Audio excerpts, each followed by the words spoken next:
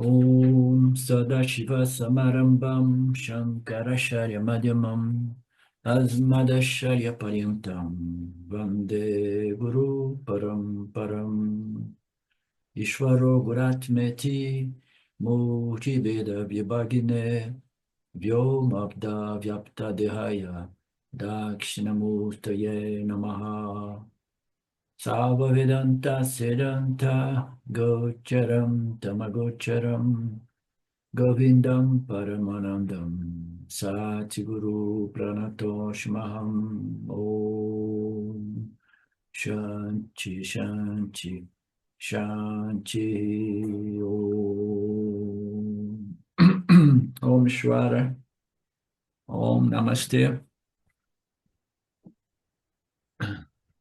Ah, ok. Nós estamos no capítulo 12, né, verso 14 e 15. Essa é a nossa aula do domingo, né, para aqueles novos que nos encontram nos descobrem no internet. Nós temos duas aulas no sábado e duas aulas no domingo, né? Então, elas são, é uma continuidade do texto do Bhagavad Gita, e como eu disse, nós estamos no capítulo 12. O file, né, o arquivo hoje é 14:15 que nós iniciamos, depois 16 ou 16, 17.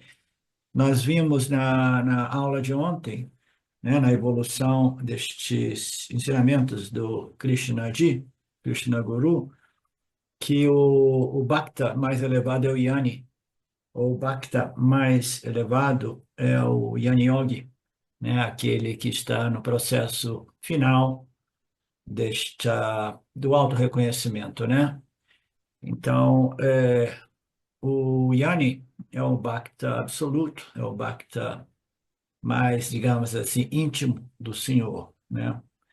E depois nós vimos que tudo na vida, todo benefício tem um custo, e nós fomos vendo os benefícios, já que os custos nós sabemos. O custo, em geral, é muito alto, é por isso que as pessoas aparecem, permanecem por algumas semanas ou meses, algumas pessoas até por um ano ou mais, e depois elas, né, decidem, não, não, não é para mim, ou eu já obtive, né, um certo nível de compreensão teórica, acadêmica, e me basta as coisas. Então, raramente a pessoa está interessada na transformação, quase sempre ela está interessada na informação.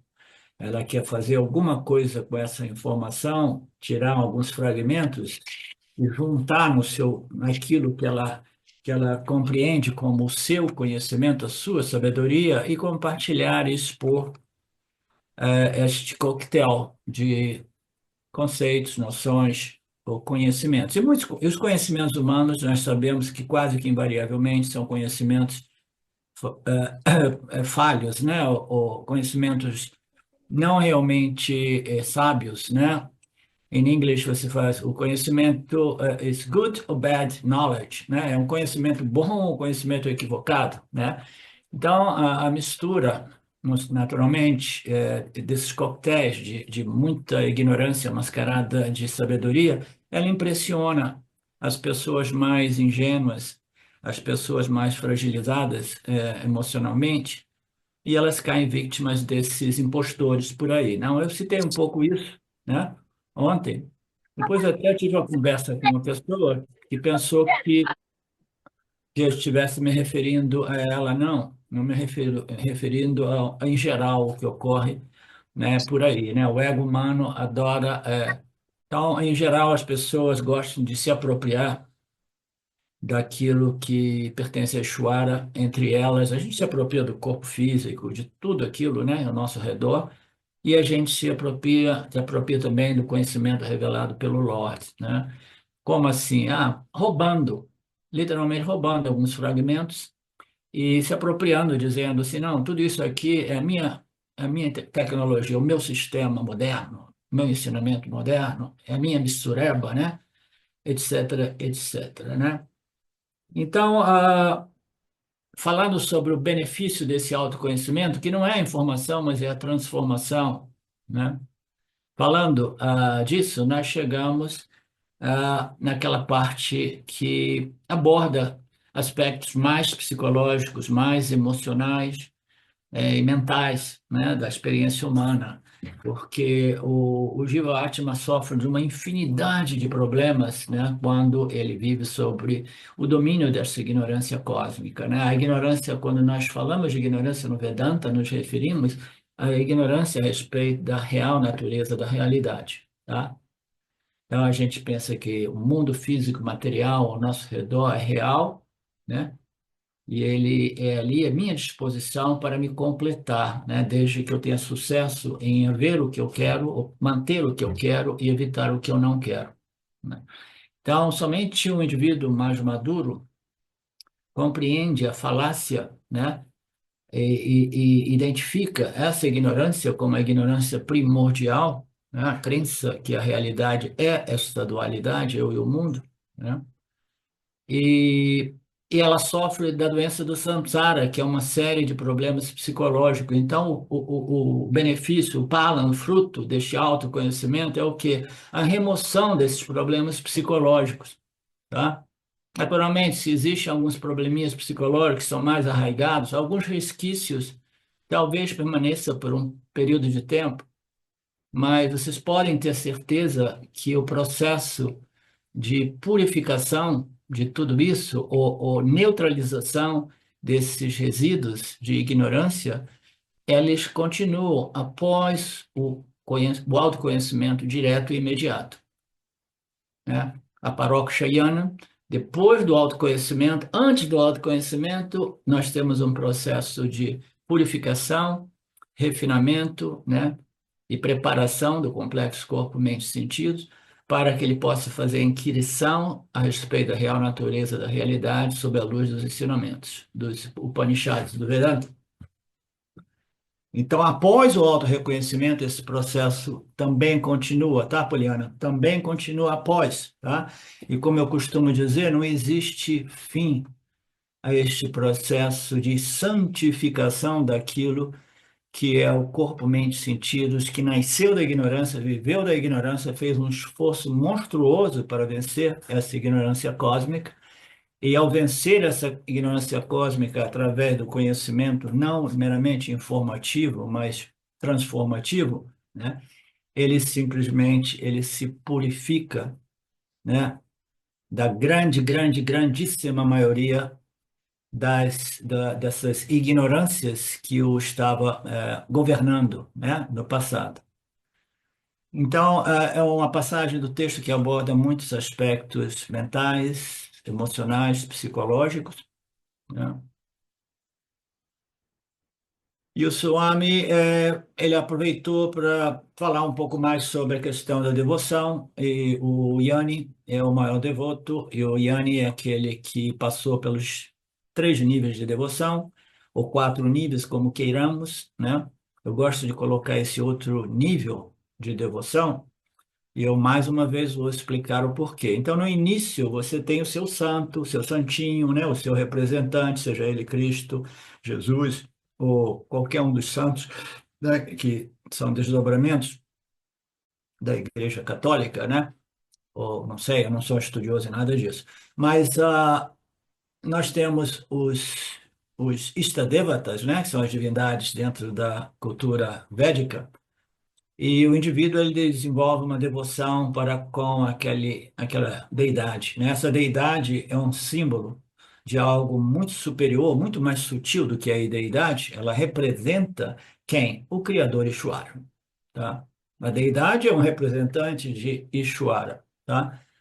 Então, o buscador da realidade, ele precisa passar por um processo de purificação e refinamento que passa sempre, que deve ser permeado por esta devoção, e no início a devoção requer, naturalmente, sempre requer, como eu costumo dizer, um objeto de devoção.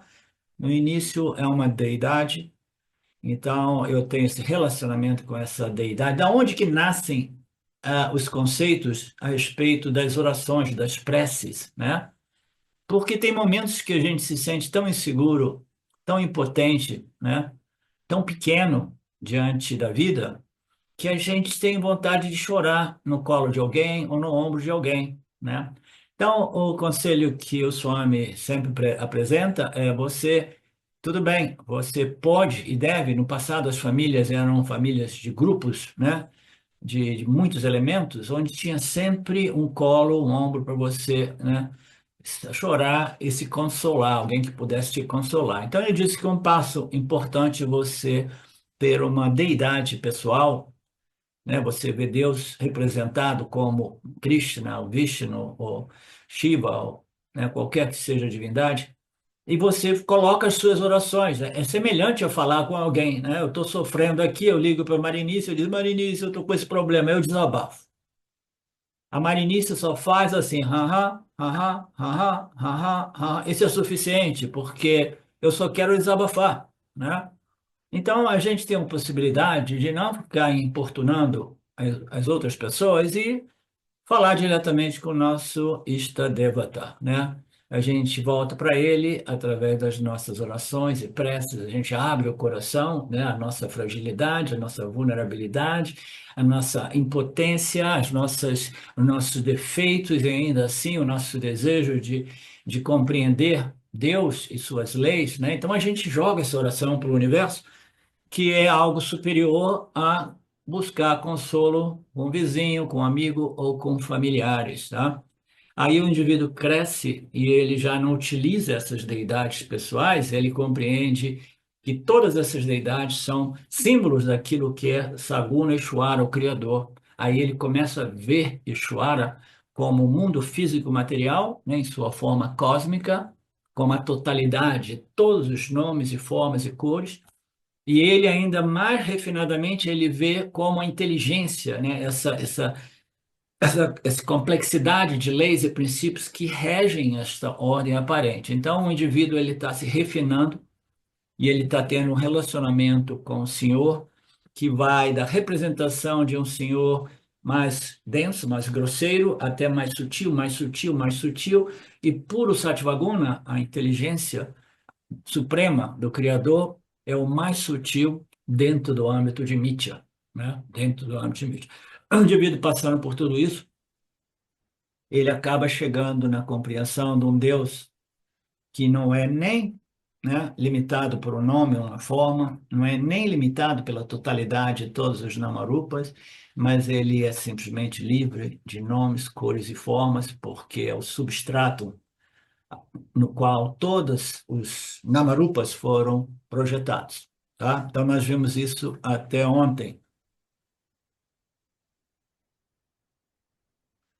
Então, o relacionamento com Deus é importante. Por que que o Swami estava falando com isso? Ele estava falando disso porque ele estava dizendo que, primeiro, que o Yanni é o Bhakta mais elevado. Isso não cancela o seu relacionamento nem com Ishvara, nem com alguns Istadevatas. Ele cresceu, nasceu num ambiente védico, né? Ele desenvolveu uma afinidade por uma divindade que diz: eu sou simpático a essa divindade, eu faço dessa divindade a minha divindade pessoal. Istadevata significa divindade pessoal, preferência pessoal, né? Então eu tenho este relacionamento com Istadeva, que é cultural ali, aí eu desenvolvi um relacionamento direto com Ishvara, o Criador Saguna, aí dali eu desenvolvi um relacionamento não dual com aquilo que é a única realidade, que é Satchitananda Brahman, né? A consciência, a existência, a própria natureza de todos nós, né? De Ishvara, de Jiva e de Jagata. O Atma do Jiva é idêntico a Atma de Ishvara e o Atma de Brahman, né? Porque isso é o significado de não dualidade. Existe somente uma consciência, existe somente um ser, um Atma, ok? Então, nós vimos isso, que o Yanni, ele, dependendo da sua cultura, ele tem um relacionamento com o Istadevata. Eu não tenho esse relacionamento, porque eu não vivi naquela cultura, mas eu, né, através desse processo, né, que durou 30, né, 40 anos que eu estou vivendo tudo isso, mais de 40 anos, 45 anos, eu desenvolvi, né, esta visão, essa compreensão, esse darshana do Criador Ishvara, né, como a manifestação de tudo. É sempre mais fácil quando você está na natureza, ver a natureza de Deus, né? Quando você está lá na Grande São Paulo, é um pouco mais difícil, né? Mas ainda assim não é impossível.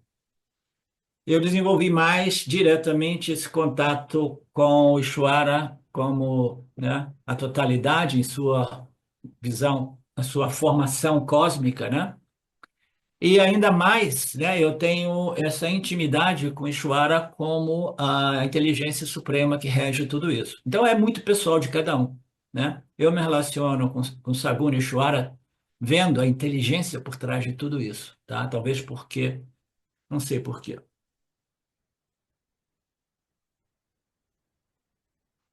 Mas é a critério de todos nós, tá? Então, eu tenho uma reverência para Ishvara, o Criador, essa inteligência suprema, mas não impede que outros Yanis tenham uma afinidade e um relacionamento com deidades pessoais também, tá? Dependendo da cultura de cada um de nós, né? E tudo isso para dizer que, dizer isso, né? Que não existe conflito. Você pode sim ser um devoto, né? Totalmente.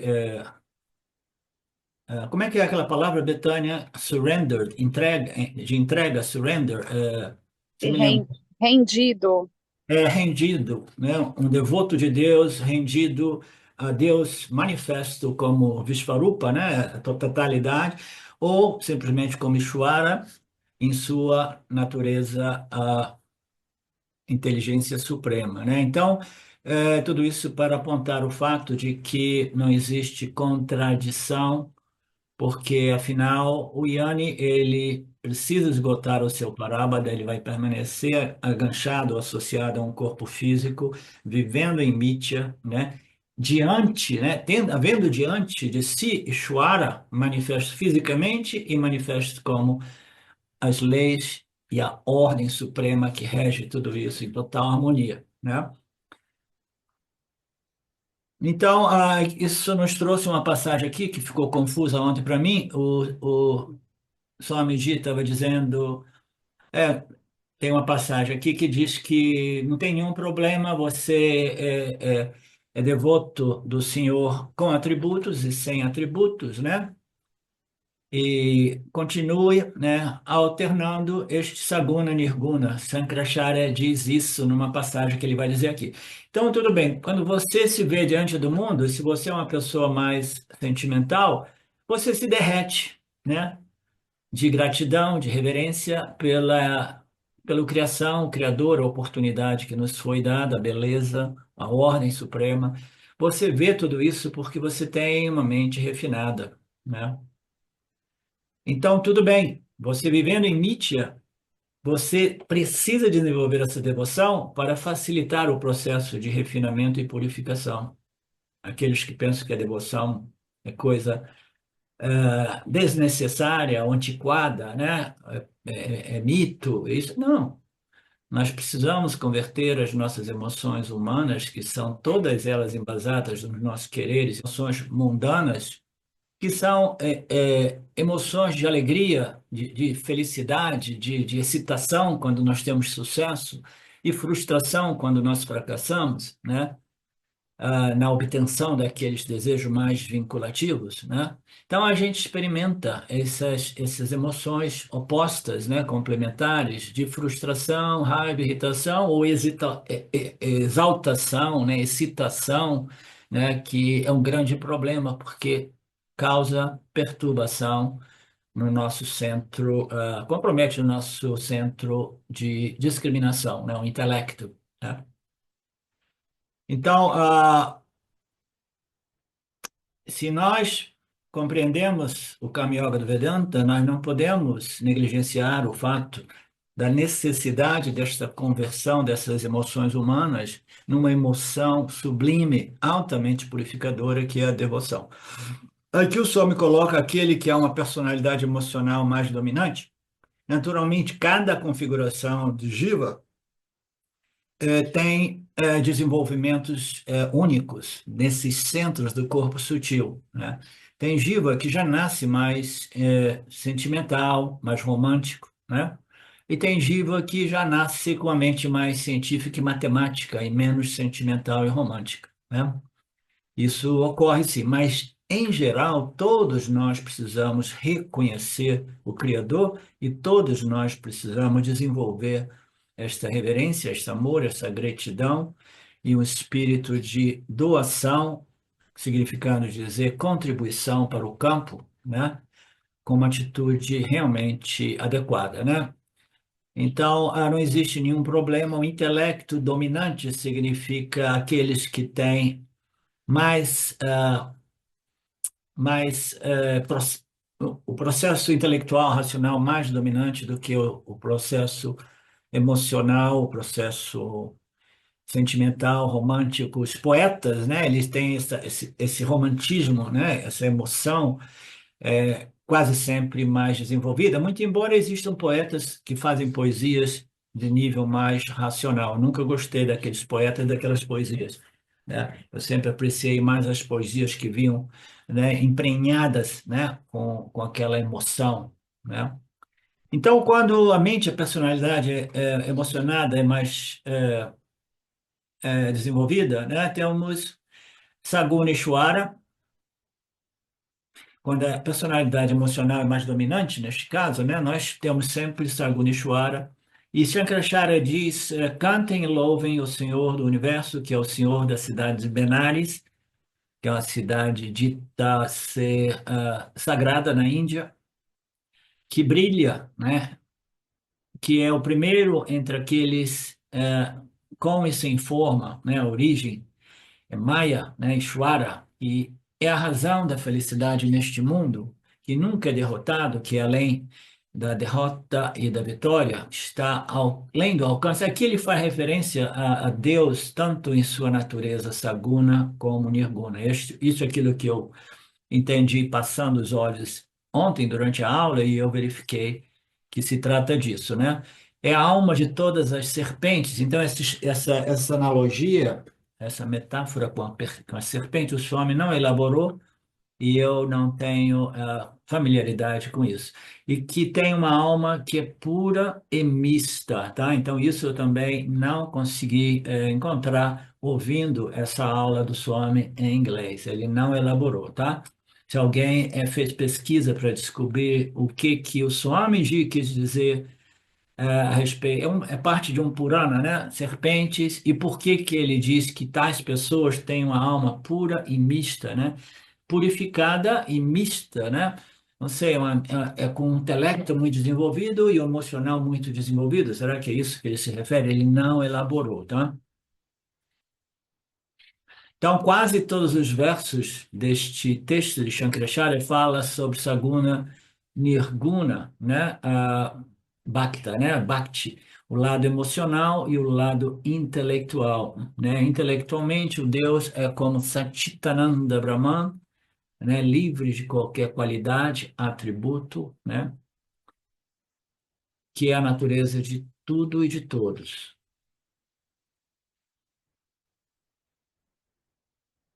Então, em ambos os casos, né? O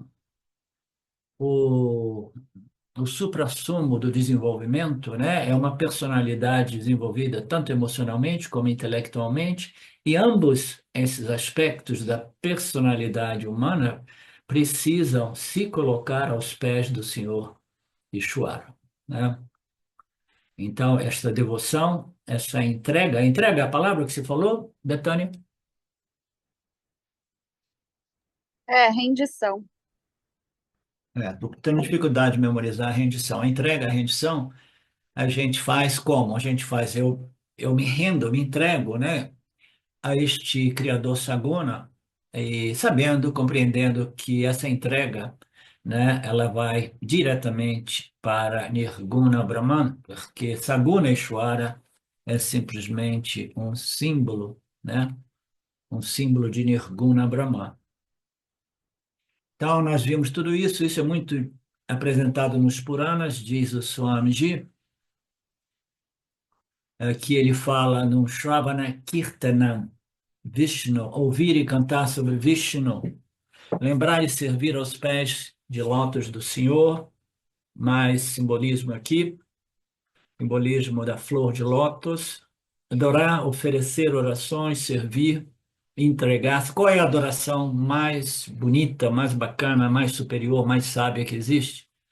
Às vezes a gente ora para desabafar com Deus, às vezes a gente ora para pedir proteção, né, e remoção dos obstáculos, mas a oração mais linda, mais maravilhosa, qual é, Poliana? É, para que Deus nos dê a graça do autorreconhecimento, eu acredito. Sim, essa é muito bonita também. E uma outra é que Deus, a minha oração não é nem para pedir isso, mas é simplesmente para agradecer por tudo, né, que me foi concedido.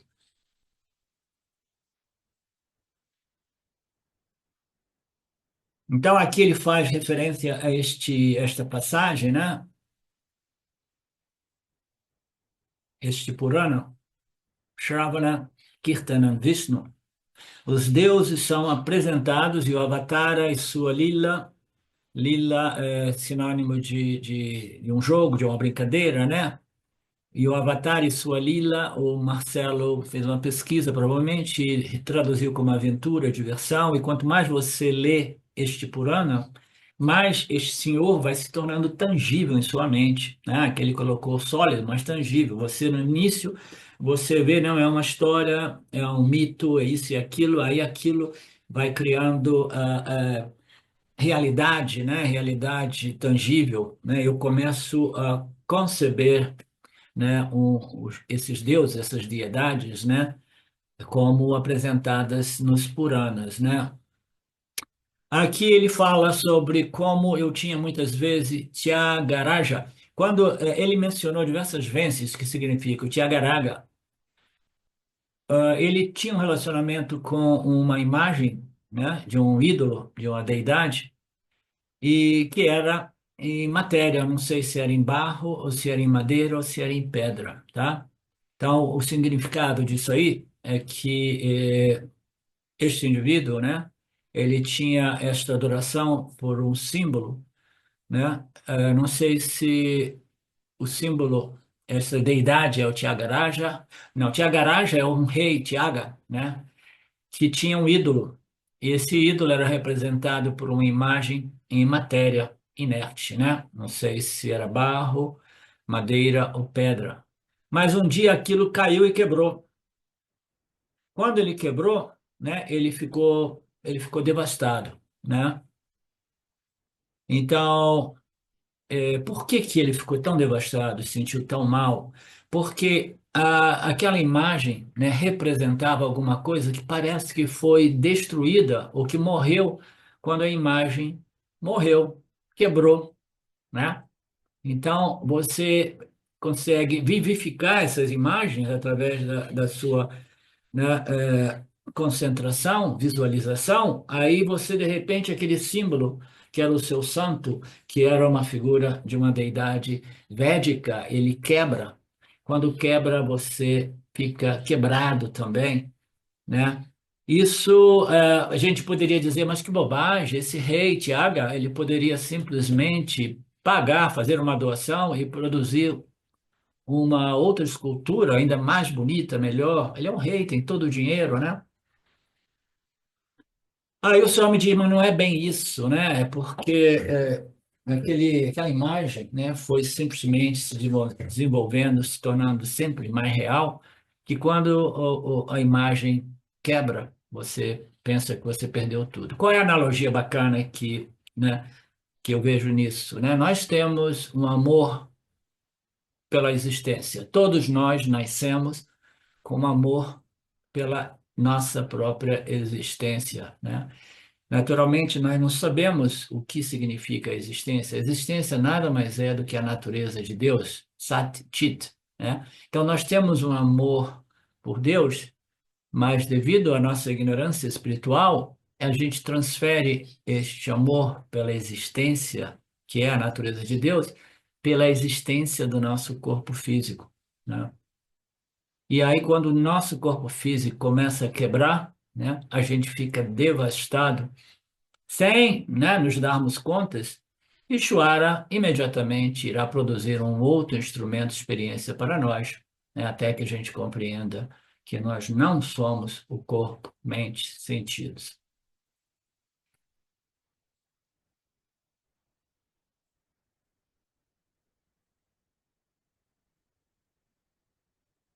Então, portanto, aquele meu devoto cuja mente e intelecto estão sempre fixos nesta compreensão, fixo em mim significa fixos nesta compreensão de minha natureza saguna, nirguna, né? É aquele devoto que passou pelos 3 níveis de devoção, né? A Ekarupa, a forma única, Anekarupa, né? Forma múltipla, e Arupa, o Senhor sem forma, que é Nirguna Brahman. Portanto, esta pessoa é a mais querida, Krishna diz, no sentido de que é a mais íntima, porque essa pessoa compreendeu que não existe distância ou separação entre Brahman, o verdadeiro Senhor, e o Jiva Atma, porque ambos são o Atma não dual. Portanto, é dito que aqui o Swami apresenta um conceito, né, que é um pouco, pode criar controvérsia, tá? Ele diz uma coisa que, de fato, não é nem a palavra mais querida, não é realmente adequada, né? Ele significa que o Yani sou eu, ok? O Yani sou eu. O que significa, né? Krishna, manifesto como Krishna Saguna, ele, ele fala da perspectiva de sua natureza como Nirguna Brahman e diz que o Yani, aquele devoto, Arjuna, que se tornou Yani, ele sou eu, tá?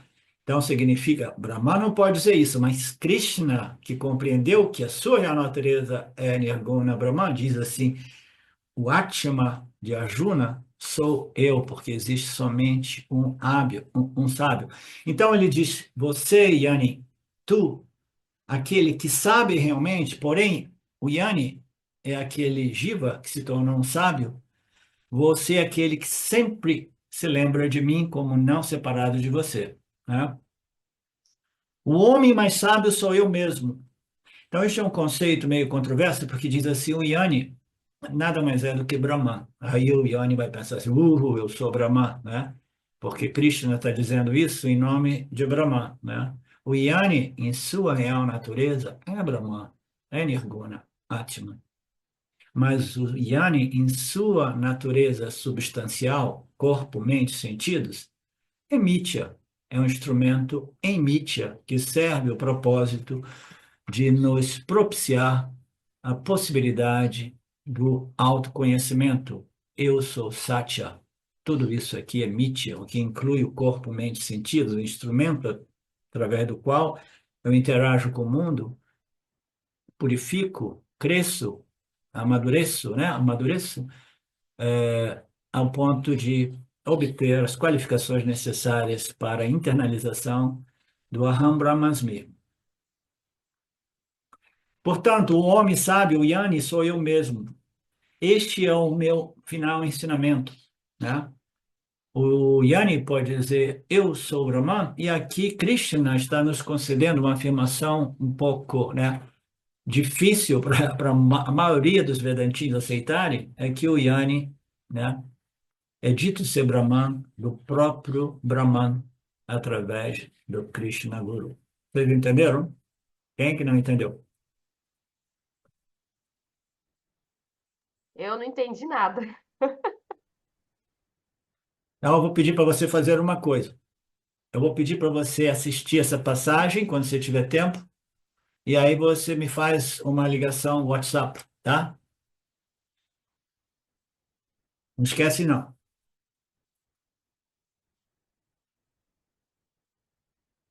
Ou é melhor abordar isso agora, se o pessoal aí não se incomoda. Deixa eu te dizer, você compreende as declarações de identidades que ocorrem no final dos Vedas, nos Vedantas, né? Nos Upanishads, assim por dizer, né? Elas declaram que você é aquele Brahman, você é aquela natureza de natureza Satchitananda, você é inteiro, cheio, completo, você é ilimitado, né? Então, as escrituras dizem, num dos Upanishads, diz Tatvamasi, você é este Brahman que você está buscando, né?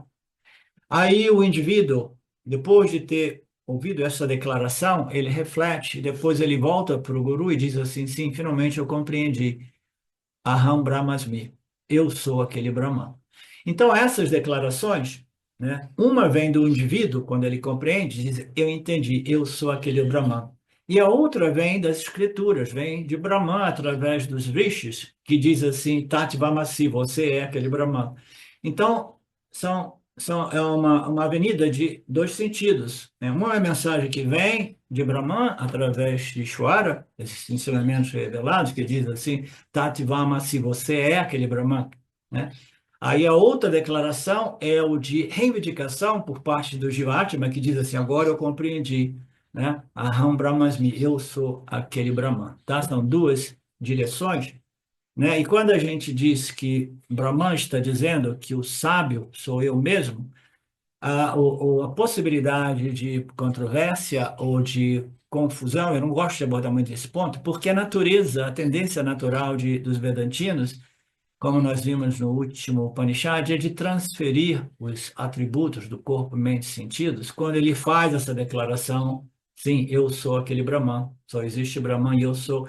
Ele quase que invariavelmente, esse claim, essa reivindicação, não os transforma totalmente, porque tem sempre uma transferência dos atributos. E os atributos são limitantes. Se você faz essa reivindicação trazendo os atributos limitantes do corpo, mente, sentidos, você não irá realmente obter o benefício, que é o que? A assimilação e internalização da minha natureza ilimitada, porque eu estou trazendo comigo os gunas, que compõem os meus atributos. Então, dizer que o sábio é Brahman, né, é uma coisa que o Yanni é Brahman, né, é algo que facilita, né, tendenciosamente ainda mais essa transferência de atributos do corpo, mente, sentidos. Então, quando o sábio, quando Yanni diz eu sou aquele Brahman, ele só é sábio se ele diz isso, compreendendo a diferença entre o corpo, mente, mitya, né, e satya, que nada mais é do que o espírito ou a consciência, existência não dual, tá? Ficou mais claro, Poliano? Tá?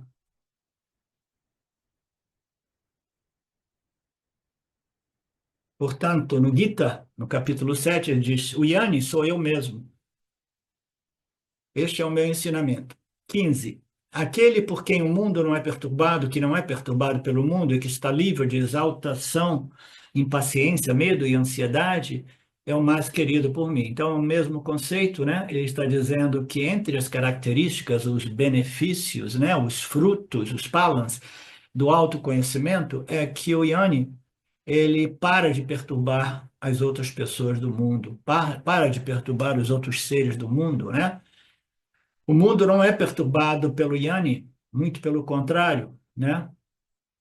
E o Yanni não é perturbado pelo mundo, né? Independentemente da circunstância ou situação que nos encontramos no mundo, né? O Yanni é aquele que está livre de exaltação. Aqui ele apresenta algumas características do Yanni para mostrar o benefício. O benefício é o que? Moksha. Moksha é o que? Liberdade. Você é livre, mas livre de quê? Eu sou livre de algumas características inerentes ao Jiva Atma, né, governado pela autoignorância cósmica, né? Então, o Jiva, o governado por essa ignorância, ele experimenta uma infinidade, uma lista infinita. A gente pode escrever um livro sobre todos os aspectos que perturbam, né, o ser humano, né, que nada mais é do que nuances daquilo que nós chamamos da doença do samsara, né? A doença do samsara é um subproduto da alta ignorância, né? Então, entre elas aqui, Krishna apresenta alguns outros aspectos. Exaltação, né? Excitação, exaltação. Consegui, pá! né? Eu consegui um trabalho novo, um namorado novo, consegui isso, consegui aquilo, babá, babá. Então, o indivíduo se exalta, né? Ele tem uma paixão pela vida e quando ele tem sucesso, ele se sente lá no topo da montanha, né? Então, qual é o problema a respeito desta exaltação? É que ela também perturba a nossa discriminação, a nossa capacidade de discernimento, né? Porque quando a gente está exaltado, a gente está eufórico, né? Quando a gente está eufórico, a gente vacila, a gente tropeça, a gente escorrega, né? Porque a gente está eufórico, né? Então, o euforismo, né, a exaltação, a excitação excessiva, né, causa uma perturbação mental.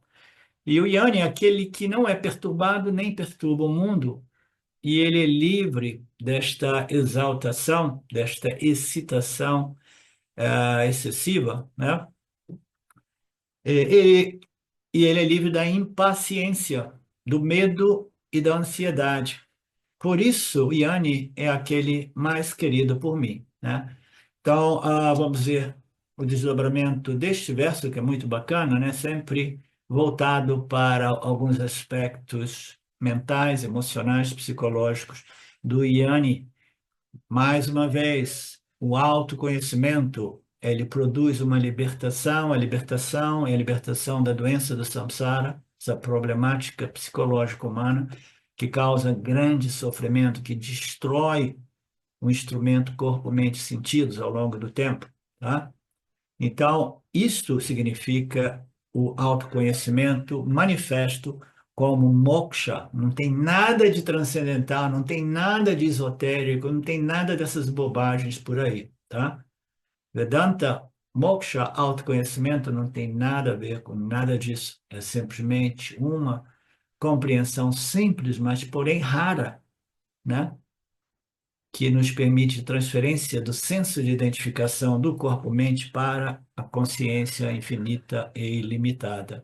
Uma vez que nós estejamos devidamente estabelecidos nesta identidade, né, nós temos benefícios enormes, que nada mais são do que a remoção da problemática psicológica humana, que é sofrimento, né, apresentado aqui, né, com a ajuda do Swamiji de modo muito minucioso, digamos assim, né? Então, mas o Swami aqui ele aborda isso aqui de modo diferente do modo qual eu comecei a abordar aqui. Ele apresenta um conceito muito bacana que ele diz: o ser humano ele possui dois aspectos de sua personalidade. Vamos iniciar assim, né? Então, a maioria de vocês conhece esses dois aspectos. A gente pode dizer que nós temos dois aspectos, um é o emocional, o outro é intelectual, mas neste contexto, nós dizemos que nós temos dois aspectos da minha personalidade humana. Uma é como fazedor da ação, o karta, tá? E a outra é o bhokta, aquele que recebe os resultados do campo. Eu, quando faço, eu sou carta. Eu, quando recebo o meu parábada, as minhas situações, as minhas circunstâncias, o meu karma, quando eu recebo, o nome técnico é Bhokta, dois aspectos da personalidade humana de um outro ângulo, né? Não é o aspecto emocional e intelectual, agora é do fazedor e o desfrutador dos resultados, ok? Então, nós temos dois aspectos na nossa personalidade humana, né? E todos nós temos. Então, uma pessoa, só me diz que existem dois tipos de pessoas com base a esta perspectiva, né? Uma pessoa muito endurecida através do processo, seu processo de vida, porque tem pessoa que apanha tanto da vida, apanha tanto da vida, apanha tanto da vida, que ela precisa endurecer, né, o coração para não sentir todo esta dor, toda esta, como é que se diz? Ela é espancada, né, por o seu karma, ela vai endurecendo para sobreviver, digamos assim, tá?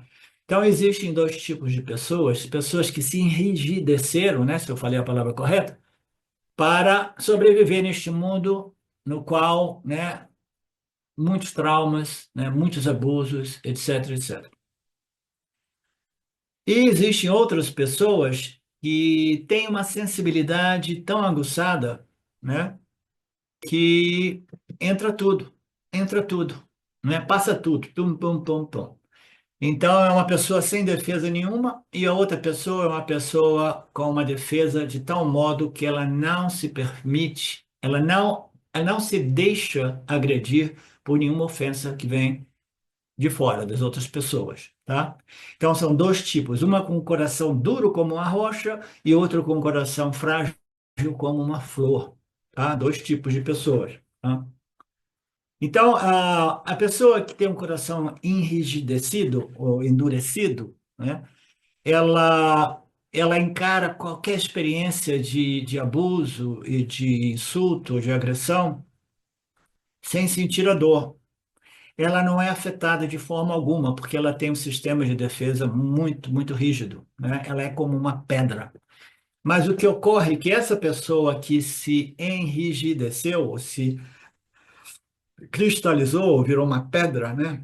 Roxificou, essa Enrijeceu, professor. enrijeceu. Obrigado. Essa pessoa que se enrijeceu, né?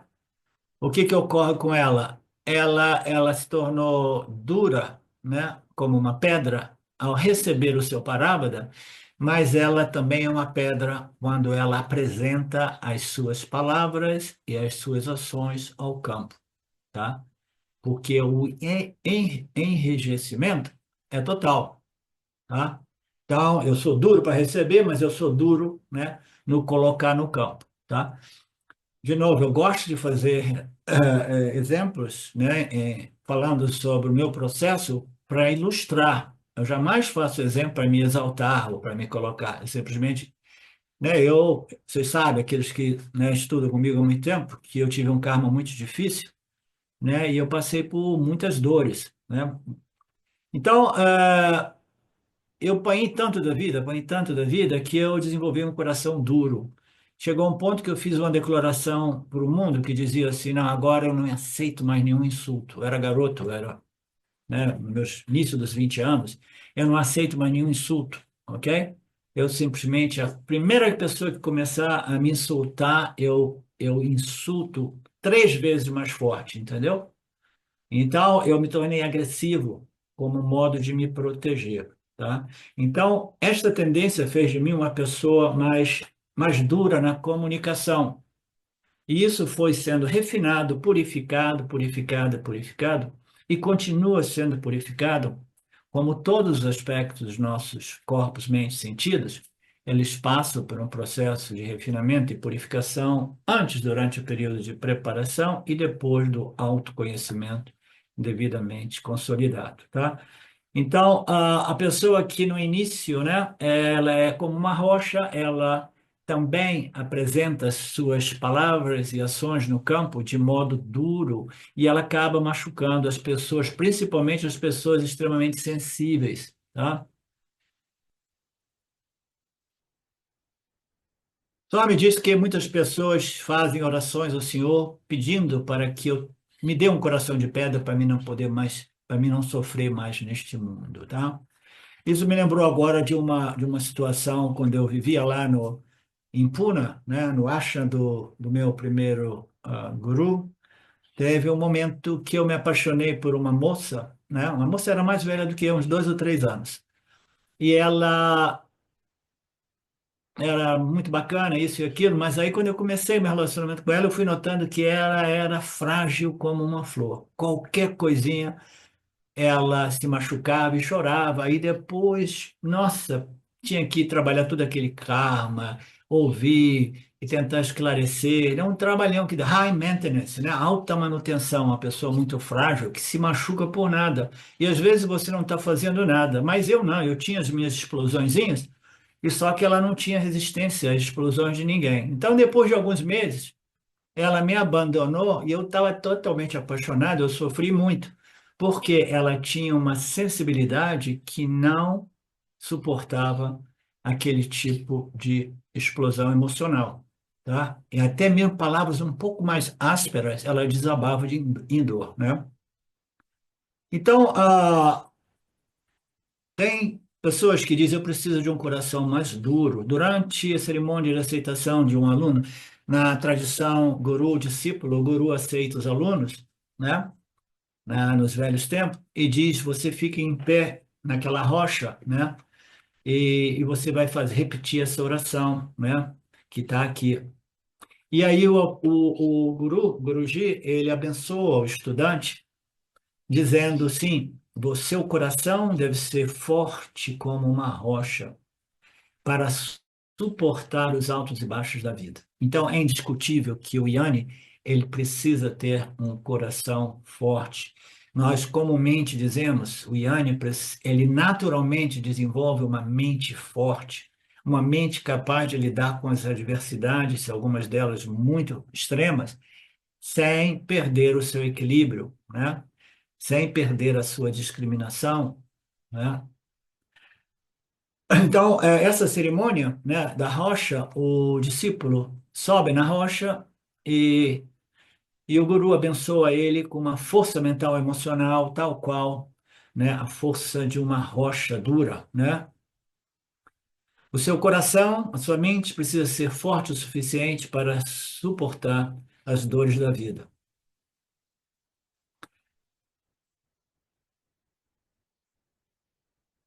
Então, existe variedade de pessoas e o coração precisa ser forte para lidar nesse mundo. Nós sabemos disso.